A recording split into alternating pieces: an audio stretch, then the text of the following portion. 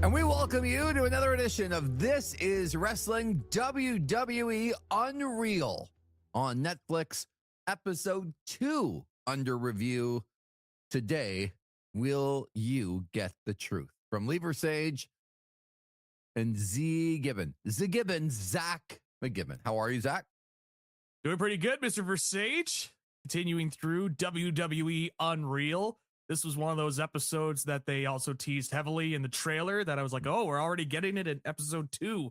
What's going to happen here with R-Truth? And going back to that time frame when all of a sudden, for a brief moment in time, the hottest pro wrestler in all of professional wrestling was Ron the Truth Killings for a brief moment in time. Yeah. So it was interesting to kind of go back and see all that play out and how they described it over in this latest episode of WWE Unreal. Also, Naomi heavily featured in episode 2. Yes. So as we go back to episode 1, do you think that I was fair? Were we fair with some of the criticism of what they didn't give us in episode 1 of Unreal? Now that you've had time to think about it, I've gone back and listened to the episode. I like to check us out when I'm in the car. Yep. Strong compliments from people around the Ottawa Ashton area. Oh, about that they didn't realize I was doing the show with Zach McGibbon because he sounds so good. Oh, yeah. Wow. Yeah. Well, I told them. Because usually I'm just a stuttering mess when I see them in person. That's usually what happens. I always said that to people. It's like, oh, you sound really good now. And it's like, I guess I used to sound like bleep. Yeah. Cool. Thank you. Anyway, they're trying to compliment. Yeah. But I told them that I have now like all this fancy dancy new equipment that I can totally distort your voice and make you sound better. That's right. Right. Just a click of a button. So did you think we were fair or unfair in episode 1? I thought that we were fair. I put over some positives of that show and, talked about negatives that I thought. And I thought I made, good comps with Hard Knocks from the last episode. So I don't feel like I was, coming from out of nowhere with these takes and just like totally putting them down. I thought I was explained enough. Now, of course, I'm going to be biased and thinking I did good, but I'm usually somebody, and you know this, Lee, I am usually a pretty harsh self-critique guy. Right. Yep. And so, but I thought we were able to tackle this pretty well and cover everything in WWE Unreal. Same here. And when I went back and listened to the episode, I'm like, I think this is fair. I'm asking you as we go into episode 2 if we were or not, because I'm going to have to ask you again after the show. Oh, okay, gotcha. I am going to have to ask you. I was wondering if like Le Champion had come and is like, you guys were just so mean. Or no, like that. Because he knows where his bread is buttered, right? And like he will cut him off. Yes, that's right. We'll cut him off. So, as you said, starts with K-Crush, K-Quick, Ron Killings, Ron the Truth Killings, and kind of leading up to, where he was with his contract ending. Was he released? His friendship with Brian Armstrong, better known as the Road Dogg. Jesse James, who works in the higher up position. He went over his positions. I couldn't believe he had that many titles when he went over it. But okay. Yeah. So, that's kind of where they start describing the situation and having people have a little bit of the background of the friendship. We'll start there on what you thought of the way that this show portrayed the, for lack of a better word, contract negotiations or lack thereof for Ron Killings and the WWE. I felt like they were playing with semantics a little bit, especially with our old pal Hunter Hearst Helmsley. When it came to him saying, well, it was funny. There was the cuts of him being like, well, uh, well, and then the different cuts of him trying to think about it. And then it's like, let me just tell you everything that happened. Okay, we'll tell it straightforward. It's like, all right, here we go. Were you not going to do that before? I was going to say, right? It's like, is that why you showed me the cuts earlier of him going like, well, you see, in this case, the whole show is about you telling us what's really happening. So for you to pretend like you might not and then say, oh, all right, I guess I'll just tell you guys. Oh, you got me. That is the whole concept of the show. Yeah. Yeah. In terms of the contract negotiations itself, just a little transparency. The whole concept of the show, it comes into question here in episode 2. Yeah. Yeah. Yeah. It's the contract negotiations themselves, the way that it was described. Again, I felt like he was just playing with semantics. Is like, well, look, he was never actually fired from his contract. Like, we never like called him up and said you're no longer under contract. It was just, we're going to let the deal lapse. You actually did. Like, you called him up and said, in a couple of weeks, you're not going to be working here anymore. Yep. Did they not? They pretty much did. That's how I read it. You know how I read it, Lee? I read it in the case of what Triple H was saying was, look, we offered him a deal. We were far apart on money, which I thought was a very interesting thing that he mentioned.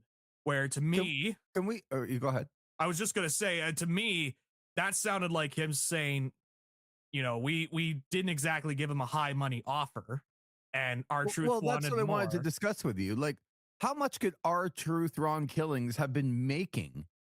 Like, in this, like, I want to be fair. Like, it's a business and people get let go. And sometimes you have to cut the fat when it comes to, that's what happens in business. And that's what happens with numbers. But how much could Ron Killings have been making compared to many others? And when there was this contract offer back and forth, the one that he said that there was really no communication. And so people read into the no communication. But he knew that they were far apart on money. Yeah, exactly. It's like, okay, wait a minute. That doesn't. So there was no communication, but also it was pretty clear that we were far apart on money. Sounds like it was pretty clear what the communication. Well, there was at least some communication, right? Yes, okay. Absolutely. So we're clear on that. Yes, and like, just take a step back if you're a WWE fan and ask yourself, how much do you think that he was making? And I don't, like, as much as he plays the goofy character on TV, do we really think that Ron Killings was holding out for, excuse the pun, top dollar? But do we really believe that they were going to offer him, $100,000 to work next year? And he was like, nope, I want $1 million. Right. Like that far apart. Yeah. What? Like, it just seems like such a simple decision to me. It's not that much money, but are we in the business of cutting the fat? And if we are, how valuable is he compared to other people? Because it's not about the money. In that corporation, and this isn't to, like, big companies make a lot of money because they are way, like, more thrifty and cheap than you think that they are, and that's how they make all this money. Yep. But there just couldn't have been this contract gap to me with Ron Killings, because at 53 years old, I don't think R-Truth was holding out for main event money. I just can't believe that were the case. Yeah. I stand to be corrected because I don't know, but man, oh man, it does not seem like that. No. And also too, I thought it was very interesting the way Triple H worded it and said, we'll wait for him to come back to the table and negotiate. Which is Not- just the stupidest thing in the world. Yeah. It's like, Zach. what? Hey, Zach, with your job, we're not going to renew your contract coming up. And in 3 weeks, well, you probably don't have a job. And we're going to wait for you to come back to the company to say, guys, wait. Right. And that's going to show them that you're really invested. I'm pretty sure everything that guy's done at 53 years old and how good he looks and how funny he is. And every time he gets a chance on TV, he delivers, whether you like him or not. This part of it, Zach, I'm telling you, it started here and it went right downhill for me in this episode. Yeah. Like I am just like seething here and foaming to try and get to all of these things. In what world does anybody live in where the company would call you up and say, in 3 weeks, your contract is up. We're not going to renew it. And put the onus on the person to say, well, we'll see if they come back at us. This isn't John Cena, man. Like this It's Ron Cena. It's Ron Cena. As soon as I said that, I'm like, Zach's going to come back with that. Yeah, but, here I had to jump on that. I apologize. But this isn't two entities that could go their separate ways and both be super successful. Like this isn't The Rock, right? Where sometimes negotiations at a very high level go like that. Yeah. This is Ron Killings. I found this part to be an outright lie. Like we'll wait to see if he comes back. I know that I'll never be able to prove that, but I know that there's no way that was their negotiation tactic to try to get Ron Killings under contract to a lesser number. There's just no chance. And plus, too, it's like it was mentioned later, R-Truth really put over Nick Khan, and that was reported at the time that Nick Khan was the one that kind of facilitated the new deal for R-Truth for him to return. The way that it just came across to me was, I wish they would just straight up say it, but they kind of did, but not really, was, look, we had a guy who was 53, 54. You don't know what else you're going to get out of him on this roster. We had him have the John Cena program at Saturday night's main event. We gave him the John Cena match as sort of like a parting gift or whatever, but like a final showcase for him. Yep. We've done everything we need. And then we can go in there. We're going to purposefully lowball you because we really don't want you back, quite frankly. But we're going to put it out there like, look, we went into negotiations. This was our offer, but we really didn't want to, you know, the case of that where it's like, you have someone's like, we're going to offer you something, but it's clearly not the best deal. It's just to say that we negotiated and then you put it out there. Hey, look, we negotiated. That's was my takeaway. And they wanted to move on from R-Truth. And especially considering the comments from the Road Dogg / the Roadie / BG James / all these characters. / I can't believe that guy has a job at the upper level after I watched this episode. Yeah, especially with he's a very emotional man, which is nothing wrong with that, but it's just, there's some things in there I was like, oh. Yeah. But it was but what Road Dogg said, and he said this about a guy that they said in this episode he's like a best friend to with Ron the Truth Killings, with R-Truth, was that, look, it was from a business standpoint, it made a lot of sense. And that's where I was kind of like, they kind of alluded to it, where, look, the guy's 53. There's not much you really are going to get out of R-Truth at this stage, really. And they looked at it and said, you know what? I think it's time to move on. We'll go our separate ways. But R-Truth played it correctly in terms of going out on Twitter and putting out that tweet saying, hey, it just got released by WWE and thank them for their service, for working with them and all that. And then you had the response from all the other WWE wrestlers on the roster. And he played it perfectly to get himself a new contract. So that's the point that came across to me as well. When you are this big of a company, and you know that you're traveling circus, which is really what the wrestlers are, Yep. but you know that there's a bond between those people, and sometimes there's really good bonds and sometimes there's not. This was a complete lack of reading the room by the WWE, because while I understand and it makes sense to everybody that a 53-year-old guy doesn't have as much use to the company as maybe others do, I think that makes sense to people. But it also would make sense to people if that guy wasn't liked by the locker room, then this would have been much easier. That guy was beloved. You do not see wrestlers come out and have his back like that happened very often, because, wrestlers are polarizing and they Yep. get in there and they try to keep others down and they play politics, and They want to keep their spots right on the roster. so there's friends and there's cliques and there's groups of people that like each other, but very rarely are there people that you would call the glue that hold an entire room together, because they're just like that with everybody.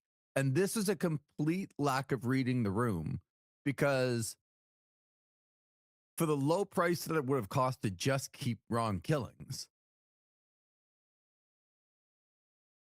and understanding what he meant to the group, you had this like backlash in front of everyone in the public by the wrestlers themselves. Like, maybe you would have wanted to go and find out what some of the feeling and the sentiment was. And then Zach. So, okay. So they didn't read the room. I don't think the WWE and Triple H and Nick Khan and everyone looked very good in this. And this isn't to say, like, I'm not the biggest, I don't love R-Truth. Mhm.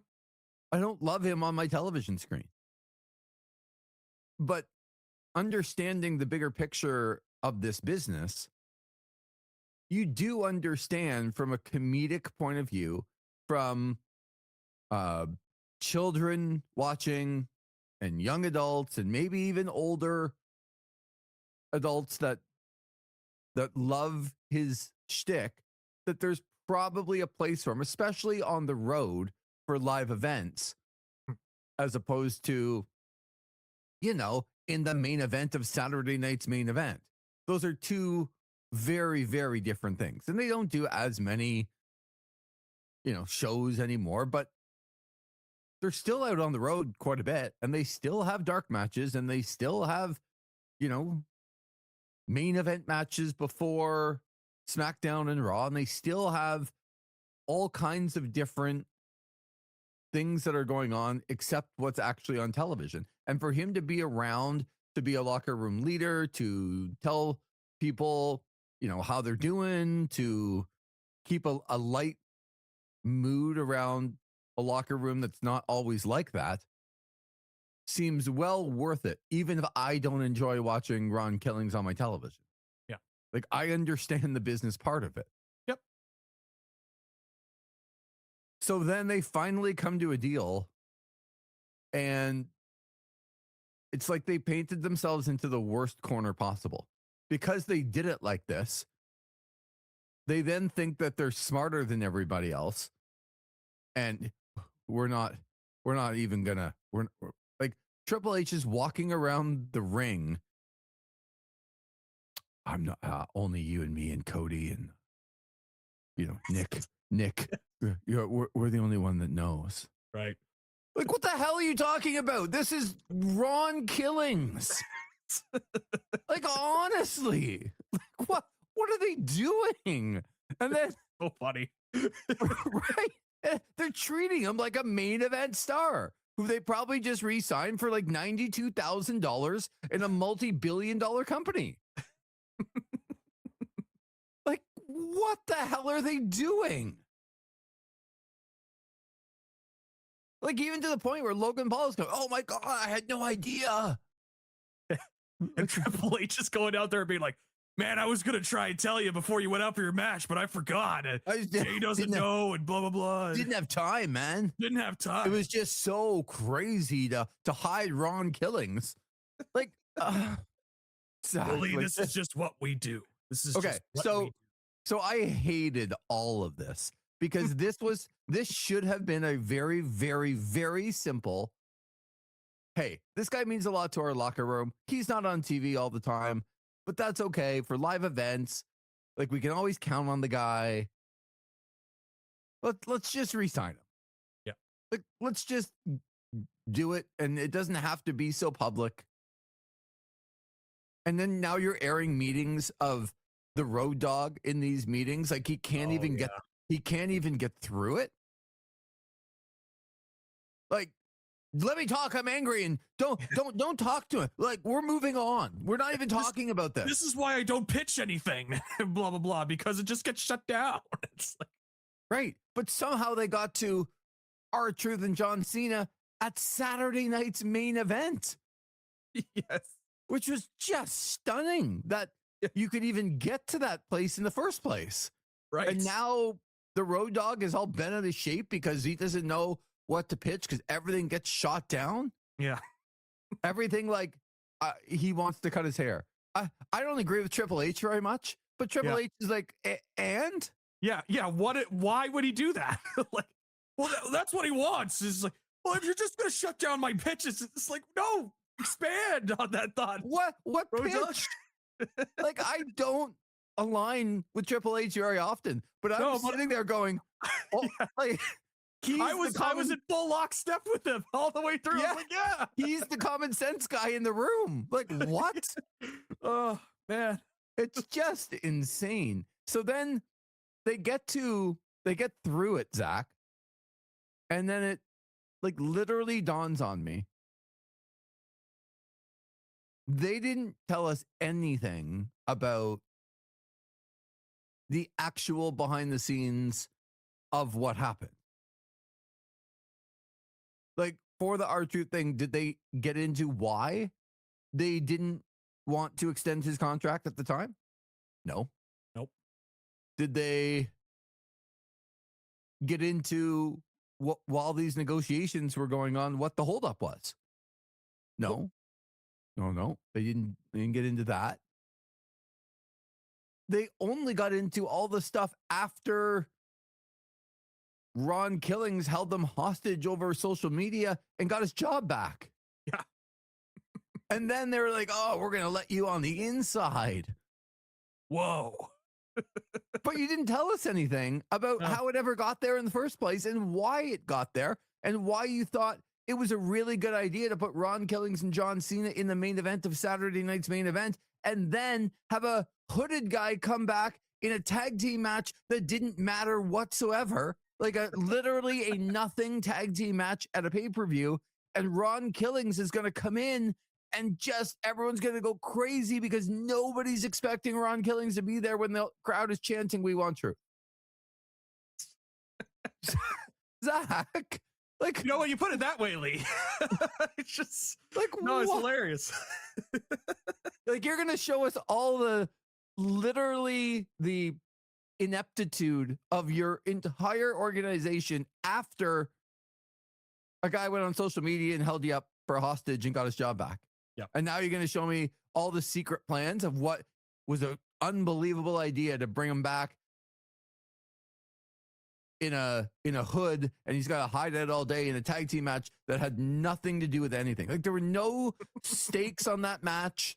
No. It was just a match. And that Michael Cole's got a big fight feel. Yeah, I was like, well, for what? The only sort of insight we kind of got into why they booked John Cena versus R-Truth was they were like, well, we need to get some heat now that John Cena has turned heel. And so what better way to get heat than somebody that's his biggest fan on TV, and has been joking about being his biggest fan and wearing the gear than R-Truth and having him in a match. And in that sort of context, I was like, well, okay, I can understand that if you want to get a little bit of heat. But then we're going to Saturday night's main event, and the main event, it's like, wait wait a minute, how did we leap from there Right. to go there? Like, what I got, like, look, I got it. If you want to put it on a Monday Night Raw and you want to fill a segment and you want to get that, totally understand. Like, I was like, okay, I get it. But then all of a sudden we're in the main event of Saturday night's main event and he's like beating up R-Truth and R-Truth. And there's that scene of like Triple H, he's in Gorilla with Bruce, who's like, it's like, oh, will you be ready when you get out there? Thinking it's not R-Truth or thinking it was John Cena or whatever. And Bruce is like tapping him on the shoulders, like, Paul, that's R-Truth right there. Like, oh, it's like Unbelievable. It was like all of this was just so unreal. Mickey Mouse. Yes. Is what I would call it. Yes. And to go through all of this to get there is I don't know, Zach. Like, it was just embarrassing. Like, it was. You know what I was thinking when I was hearing Triple H explain the whole return for R-Truth with like Cody and the other agents and whatnot. I was thinking back to that RJ City parody that he did a few months back, where he's putting on the voice and showing Eddie Kingston how to do his entrance.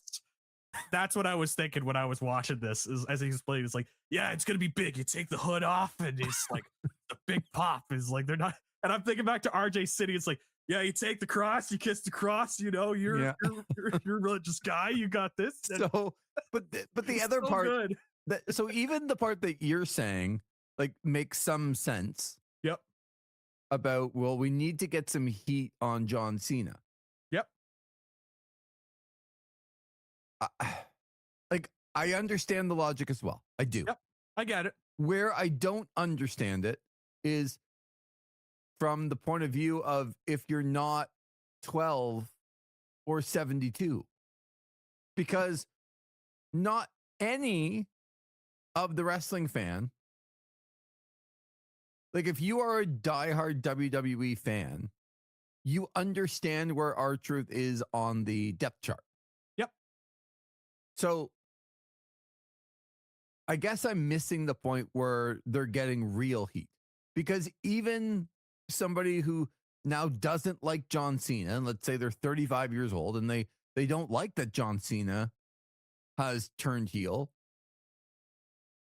and they're hoping that somebody comes in and like pounds the crap out of them because they're mad about it. Do they think that Ron Killings is that guy? And when John Cena didn't even like destroy him, but if John Cena just destroyed R-Truth, would people really feel bad? Because I wouldn't. No.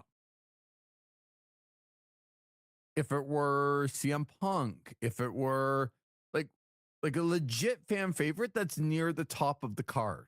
Yeah. And has some sort of background with John Cena. Yes. So I understand all of it with the Ron Killings thing, but it was very gimmicky to me about a guy that was way down on the depth chart. And now John Cena is going to get heat because he's going to get heat with the 12-year-olds. Yep.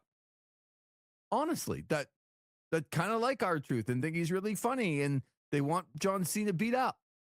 But nobody who watches it and like genuinely has this vested interest. I guess I just don't know that R-Truth has a vested interest with most people who watch the product all the time. No. I think he's one of those guys that, you know, in the Attitude Era, there are some characters there that like that you associate with the Attitude Era, but you would never push them to the main events. I'm thinking guys like Val Venus, The Godfather. Yeah. You know, like that's what R-Truth is for this era of WWE. Yes. He's a lower to mid card guy that got crowd reactions. But you're never going to push him as a main event guy, especially at this stage of his career. Right. And this is not a criticism of Ron Killings from my point. Oh God, no. Like, this guy is hilarious. This guy clearly has stayed in the game at 53 years old for longer than most could ever do it. Like, good for him. Like, that's awesome. But it's not believable that he goes out on Saturday night's main event in the main event because we need to get some heat on John Cena. So we'll throw Ron Killings out there. And then when John Cena leaves him laying and low blows him, because that's all he did. He Yeah. pretended to hit him with the belt. Great storyline. He had a conscience, or then he didn't. And they made sure to put emphasis on it in this episode too. The agents were like, guys, we need to have a dual shot of this. Like, make sure you get this. Like, it needs to look good. Of the two agents on the match, not the one, of course. That's the other thing I'm learning as we're going through Unreal. It's like, I thought there was just one agent per match, but some of these matches have two agents. And I was like, you don't need two agents per. I'm sorry. Like, I'm sorry, Ken Doan, the former Kenny from the Spirit Squad, but I don't think I need a second voice over Bobby Roode. Yeah, I thought he came across okay. He was fine. No, I'm not putting anything against him. I'm not putting against him. I'm talking about the whole concept of the road agents, how they put it all together. Anyway, so I get the concept, but I did want to note that while the idea is sound that we need heat on John Cena, deciding that person was Ron Killings, was not. No. Anyway, I'm still trying to figure out why it was Travis Scott in the Rock's group. Like, again, like from the first season, they talked about, I had to make a call. I had to call a bunch of people, and I had to call Travis Scott because he was important. Like, why? We're still at this stage. He's still being discussed because he had just showed up at WrestleMania. It's like, so I'm still trying to figure out why he is so essential to this heel turn from John Cena. If it really was just The Rock showed up and he said, hey, I've got Travis Scott here, and we want to get as much buzz as possible. And so let's bring in Travis Scott, because he is a name rapper in the world of music. So let's get him on there. But they didn't even bother to do that so far. Who knows? Maybe they'll talk about it in the final episode of Unreal. Yeah. Maybe I'm jumping the gun, but I'm not holding out much hope for that one. So it's halfway through, and I'm very disappointed at a couple of things. Number one, we didn't get any of the real story as to why it broke down with Ron Killings. And then we got a whole bunch of stuff after he came back that made Ron Killings look like The Rock came back. And it's like, yeah, all right. So, but then we move on to Trinity Fatu, Naomi, as most people know her. Yep. And Jimmy Uso. Of course, they're married and have been together for a long time. But Zach, look, I'm mad at myself here, but this is where I'm like, okay. Like a story that has some teeth to it, because they picked up and left. And I'm like, okay, here we go. Like, we finally get to like somebody who had the tag team titles along with another big name wrestler who, yes, wrestles for AEW now, but was a big part of the women's evolution in the WWE in Sasha Banks. They picked up and left. Which, again, they had Michael Hayes on saying, you don't do it. And he's right. You don't do it. Yes. And although I thought that Michael Hayes would say that. Yeah, too. I know. But he said it. Yes. In a way of like, you don't do it. And you don't do it for the now. You do it for like once cooler heads prevail and either you walk out or whatever. You don't have this hanging over your head because you walked out and left. But I'm like, here we go. Okay. We get to find out what the hell went on when they left. Yep. And then nothing. Yeah. Then Naomi said, I don't really want to talk about it. Literally. I was like, okay. The whole show is about us finding these things out. And she's like, yeah, I don't really want to talk about it. What? Zach, like, come on. Like, even if you wanted to bash Sasha Banks because she works in another company, and you don't have to bash her, but you can tell the truth. Yeah. Because that actually happened. You're not making it up. These are the things that happened. So I'm going to have to get you to explain this to me because I was actually pretty hyped for this. And after being disappointed on the R-Truth stuff, I'm like, okay, but this is something that like really happened that we're going to find out the answers to because this is what the show is all about. So I didn't get any explanation when I watched it about why they left, what happened in the back, what happened that day, why there was frustration, what had been building up to get them to that point. I got nothing. And then even more, Zach, I got nothing about how she got back. Yeah. Like, all of a sudden, it's 2024 and it's the Royal Rumble and it's just time to come back. Yeah. Bring it to the glow, Lee. Feel the glow. We're back, baby. Yeah, but how? Like, what happened in the meantime when she was home and unemployed to her getting a slot at the Royal Rumble in 2024? What happened? Isn't this the idea of the show? I thought we would learn. We want to know what happens behind the scenes. Well, you had your women's tag team champions with the belts pick up and leave. Yeah. And then you just brought her back like she was part of the family again with zero explanation as to why. Wouldn't people have had heat with her? One would think. Well, they even said like, you do something like that, you could burn bridges, and like that's a hard bridge to cross when you do something like that. And then they didn't explain that she just walked back across the bridge like untouched. She came back. It's almost like it was never burned. It was like the closest we got to an explanation is from our boy Ed Koski. Mm-hmm. And who I'm telling you is starting to be the star of the show for me. Yeah, I'm like, he seems to be the reasonable one out of everybody. Right. He's like, look, man, I'm just doing my job. I'm just gonna tell you how it is. Like, you do you. But the closest we got after Naomi said, I don't want to talk about it, and some allusions from other people that were there that were like, well, they were unhappy about certain things that were being done. The closest thing we got was from Ed Koski, who was working at that time. He's like, look, it was a different head of creative. It was a different head of talent relations / it was Vince McMahon and John Laurinaitis running the show at that time. And so it was a different time.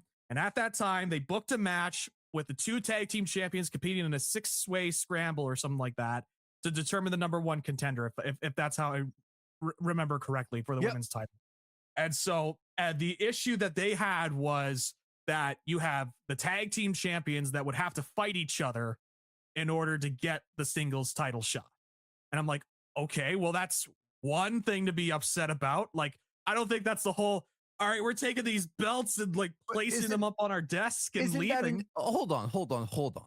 Yeah. So while I appreciate that you're giving some sort of explanation, we didn't hear the names of Vince McMahon or John Laurinaitis.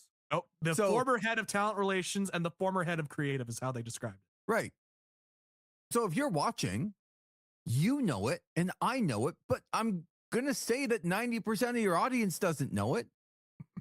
So it's more about you not telling it at that point, because now you're confusing the audience that's watching. Yeah. Like, my stepmother is going to watch. Do you think she knows when they say, well, there was a different head of creative and there was a different head of talent relations? If you don't tell her who it is, she's not going to know. No. Maybe head of creative with Vince McMahon, maybe, but certainly not head of talent relations. So they didn't get into the problem, and they didn't get into who it was with, and they didn't get into any of it. No. Like, none of it. No. Just that they were upset that they were booked in a 6-person number one contenders match where they were upset that they would have to face off against each other because they're the tag champions. Okay. And as a viewer, I go, that's actually intriguing. Yeah. But that's only like a small part of it, right? Like they touched on like there were bigger issues at play. And I was like, and we just never touched on what those bigger issues were. So again, even for that match, like, just do I have this right, Zach? That at the time, Sasha Banks and Naomi work for the WWE. Correct. They're under contract with the WWE. Correct. All right. They show up to work and they're booked in a match for the number one contender for the world title. Correct. While also having tag team gold around their waist at the same time. Correct. You're going to have to tell me the part where they're upset. Yeah. Do you know what I mean? And I'm not saying that they didn't have a million reasons before with Vince McMahon and John Laurinaitis to be upset. Mm-hmm. But again, I'm just watching this show. All I hear is that your tag team champions who were booked in a match to become the number one contender for the world title, and they were so unhappy that they left. Yep. That's all I know. Yep. Which, if you're the WWE and you have this show, you have the upper hand because they left. They did something unprofessional. They broke a contract. Mm-hmm. And you're not going to tell us anything about it? Even though for the first time in forever, this wasn't your fault? Yeah, especially if you're going to throw out there, it's super unprofessional to walk out on us like that, and you could burn bridges and whatever. It's like, well, what did they do? Like, you know what I mean? Like, if it was so bad, like, if I'm the company, right, I would be putting it out there like, this is what happened. Right. And this is what happened, and this is why they were unprofessional. And then if you really want to go full bore on the corporate propaganda, if you'd like, it'd be like, but we opened the doors back for Naomi. She learned her mistakes and came back in. Like, I would be going full bore on that, but they didn't even do that. And why? Because they don't want to piss Jimmy Uso off? Like, I guess. Why? What reasons? Like, and this is where the lack of accountability with everybody comes in. Like, were they being mistreated? Did they have reasons to be unhappy? Maybe. And could people understand where they were coming from? Maybe, but you didn't tell us. Correct. And then for the WWE's point of view, did they go out and break a contract and literally walk out on people? Yes. You didn't tell us anything about that either. And then you didn't tell us what actually bridged the gap to get her back after somebody broke a contract on you and walked out. Because as much as let's just say, Zach, that I'm running a company. Let's just say that you work for the company. Mm-hmm. I mean, this is just crazy, right? Ideas that would happen. But you might have every reason to be unhappy in the company. Heaven forbid you, I don't know, try to talk to somebody. Maybe they did, but we weren't told that they did.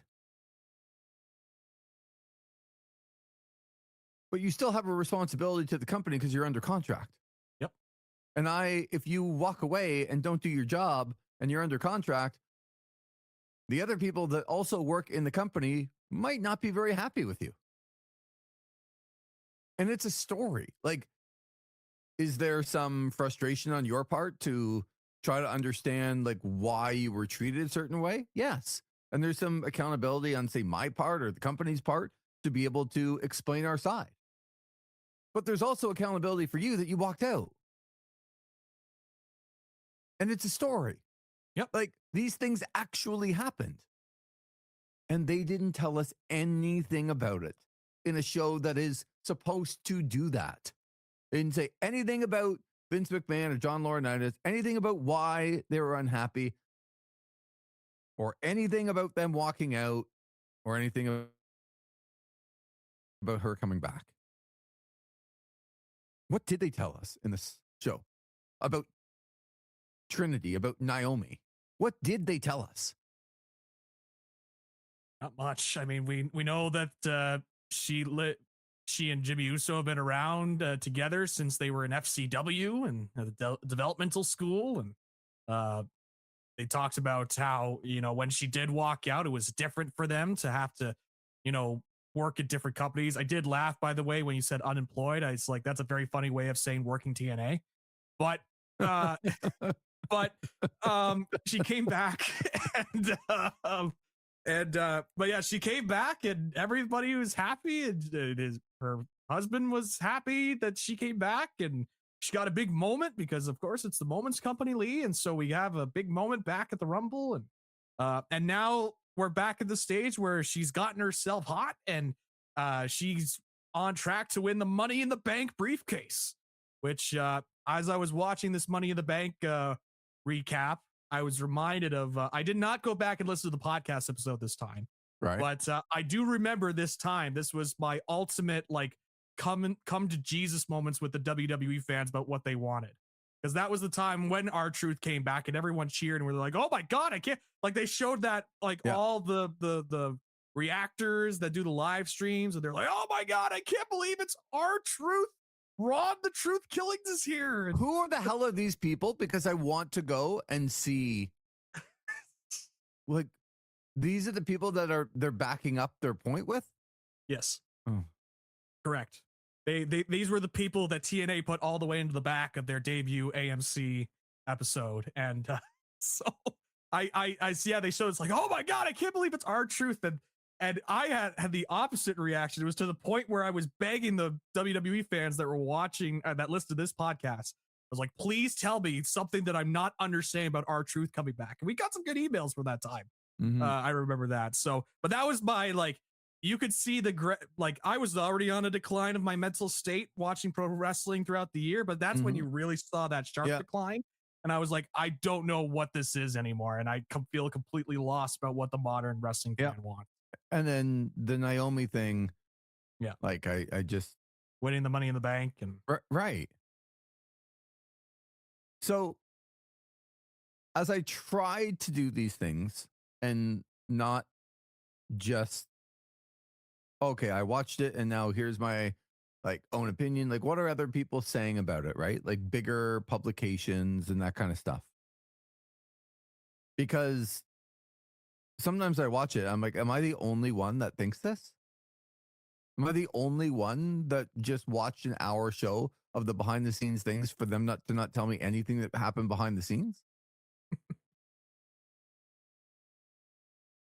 So I'm going to read you just the last paragraph of a big recap from what I would call, one of the bigger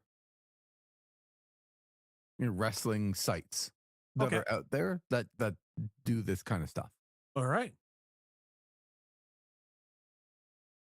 So this is the final paragraph about after they've recapped the whole thing.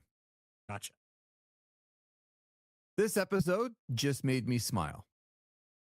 Again, they are peeling back the curtain, but you have to remember that everything we are seeing that they want us to see. Oh, no crap, Sherlock. Some will say the truth thing was a work the whole time, and now they'll say it was just for this show. I don't know if I did that because they didn't know how well some people could act. Much like the last episode, I like that the focus has been on a small number of people. This worked really well with Truth and Naomi and their stories culminating at Money in the Bank. They didn't get into, this is my favorite line of the whole thing. These are supposed to be, these are bigger wrestling sites that do this on a daily basis. And this is what we have to read and hear. Yeah. This sentence. They didn't get into much detail about the Sasha Naomi walkout, but I didn't think that they would. At least Triple H mentioned Sasha by name when others just kept saying tag partner. Overall, this continues to be a very enjoyable show for me, and again just made me smile. Are you out of your mind? No, are you out of your mind? You think that this show you're going into it going, oh, they just showed me half an hour of goddamn Naomi, who nobody really cares about. And they're like, they didn't get into much detail about her walking out with Sasha Banks, but I didn't think they would. And just let them off the hook. Yes. You're starting to see what I'm seeing, Lee. This is what I call what the hell is going on? So you went into the show thinking that they weren't going to tell you anything about the only thing that was relevant about Naomi is that she walked out with the tag belts with Sasha Banks. You went into the show thinking they weren't going to tell you anything about that. So when they didn't tell you anything about that, it made you smile. Well, what makes me smile is that I'm never reading your publication again. That's what makes me smile. Zach, how have we got to this point? That someone was watching this show and go, oh yeah, Naomi. Didn't really do anything for a decade. Was pretty much there because she was Jimmy Uso's wife, who also didn't do anything. And maybe Jimmy Uso was there because he was Naomi's husband. Yep. But they're both irrelevant. And they didn't do anything for like 10 years. And then when she finally gets the tag team titles with the most relevant women's wrestler on the planet, and they walk out with the titles out of a match, you were expecting them not to tell us anything. Good for you. Good for you. Made them smile, Lee. I was, as you can tell, I was expecting them to tell me something. I was expecting them to tell me why they left, what the frustration was, what the boiling point was for them to leave, and how they bridged the gap for her to come back. That is what I was expecting out of the show about Naomi, an irrelevant wrestler, leaving with the tag belts.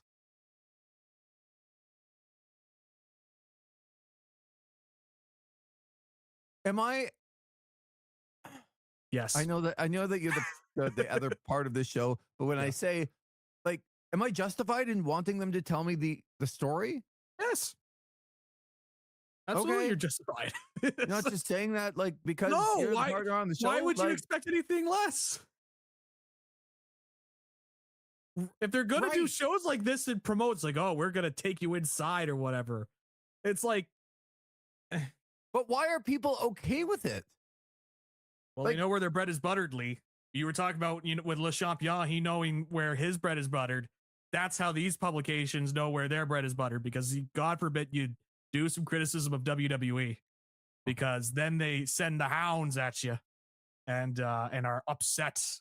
But no, we have been doing this wrong, Lee. We need to go on Twitch and do live streams of our reactions to every big moment and do the shock face and be like, oh, I can't believe Ron the Truth Killings just showed up on my screen in the main event of this match. My Twitch stream would be really enjoyable for me, like this like face that I would just make with no reaction, pretty much of all the things that would happen.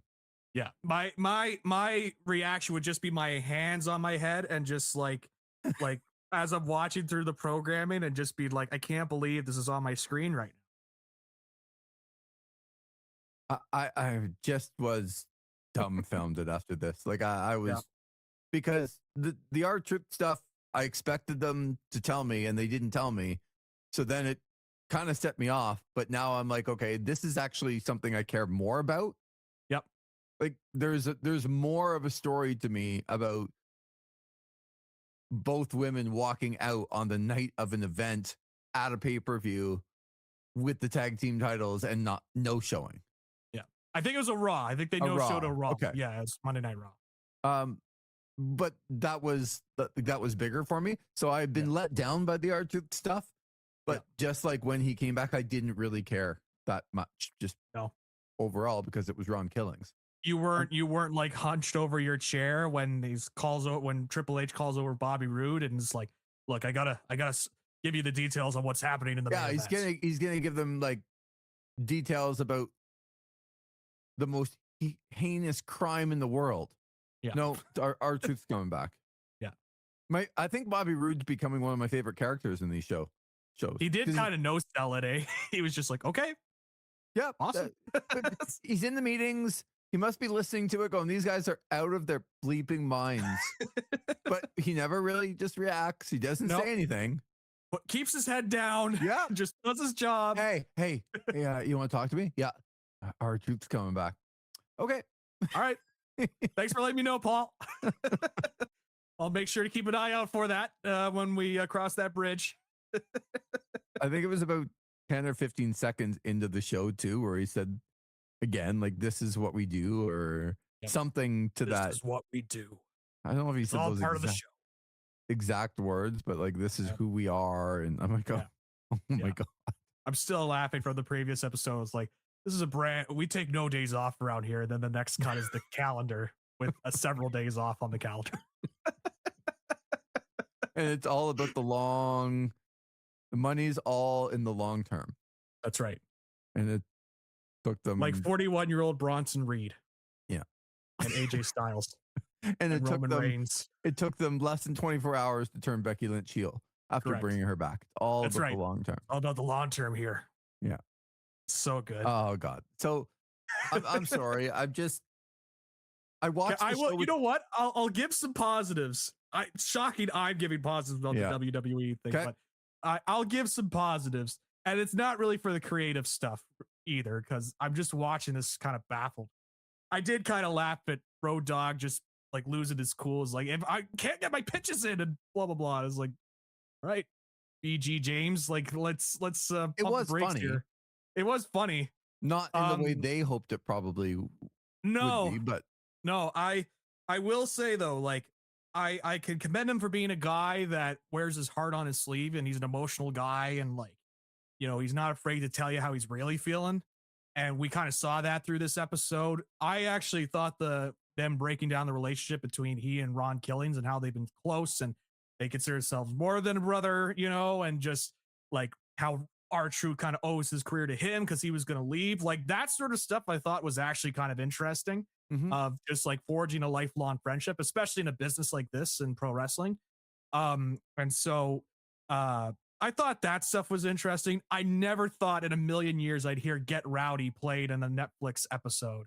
Like, I was like, oh my gosh, I'm hearing Get Rowdy from the 2000 classic with K Quick and the Road Dogg up on this episode. Let's go.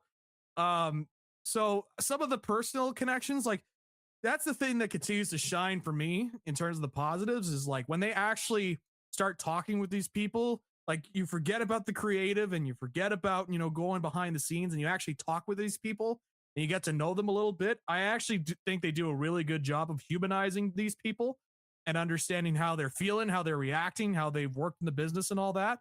It's just whenever we get into creative, like it just feels like there's this mentality, this better than you mentality that's in there. That's like, oh, we're just in there creating magic in that writer's room, all the stuff that we're putting together. It's just mind boggling. I agree with you about, you know, having Road Dogg there at the album release party. Yep. And understanding, you know, the friendship and the heart on the sleeve stuff. I think that's really good. I didn't think he came across like he's a guy that should be the head of creative. Oh God, to me. No. But I do appreciate the things that you're saying about heart on the sleeve and everything else. So Zach, we're only 2 episodes in. Yep. 3 more to go, Lee. And we haven't even gotten to the ruse of the century yet. Like, this is only the 2nd episode. We haven't even gotten to the quote unquote ruse of the century part 2. That's the one where I'm like, all right, I'm going to get my notepad out and I am going to catch everything and be like, all right, let's see what these guys will try and put one over on us. Be like, God, this is so smart. This is so genius. Like we got so many people with this. We worked so many of these marks and just blah, blah, blah. Like, I can't wait. So again, we're only episode 2 and we're still waiting on that. That's the one. Like, it might be the reaction you're having right now. That might be for me in a few episodes. We'll see. Who knows? I don't know why it triggered me so much. And maybe I do know why, because when I sit down to watch it, I did have a naivety about me that they were going to tell me. Yeah. And because I don't even think it's that big a deal. I especially thought it because Sasha Banks works for the other company that they would tell the truth about what she did. Yeah. Because it wouldn't, it would be fair game to do that. She acted like this. Yep. And you can play it off like you're the good guy, even when you're probably not, with what Vince McMahon and John Laurinaitis and what they're all doing. I probably know you weren't the good guy, but you could play it off like you were and tell me what happened. I didn't even get that. So I was naive to sit down and think that they were going to tell me what happened in these two scenarios, and they didn't tell me anything about what actually happened, like the crux of the issues. They didn't say anything, and I was not happy. However, I will try my best to think that they're going to tell me again in episodes 3, 4, and 5.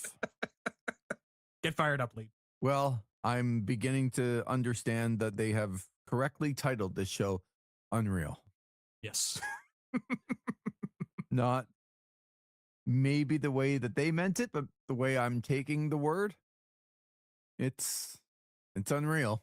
It certainly is unreal. We'll say that. So we'll be back for episode 3 of WWE Unreal. We thank you for listening to our recap of episode 2, WWE Unreal. Lee Versage, Zach McGibbon on This Is Wrestling.